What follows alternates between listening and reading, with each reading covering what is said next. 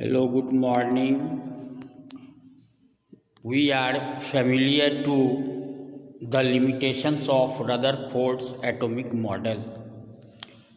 The great scientist Niels Bohr explained the stability of atom by correcting the thoughts of Rutherford's given for atomic model.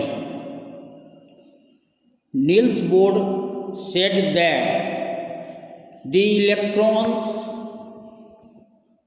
could revolve round the nucleus only in certain orbits called energy levels, each orbit having a different radius. According to Bohr, electrons revolving round in distinct energy levels around the nucleus in an atom having different radius. Electrons in each orbit have a characteristic amount of energy associated with it, which are in orbits close to the nucleus have lower energy, while those in orbits farther from the nucleus have higher energy.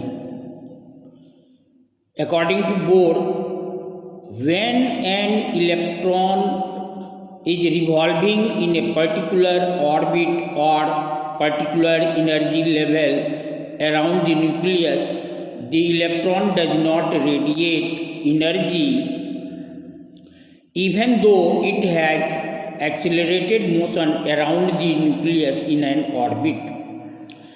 Since the electrons do not radiate energy during revolving in a certain orbit, that is energy level, they do not fall in the nucleus and hence the atom remains stable. This is due to the reason that since electrons do not lose their energy during motion in orbits, that is energy levels, their speeds do not get reduced, and due to this, electrons continuously revolving round the nucleus in a particular energy level, and hence atom remains stable.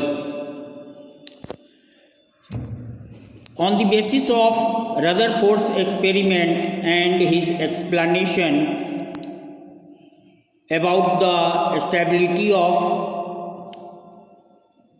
atom, Bohr provide a model for atom which will be described in next video.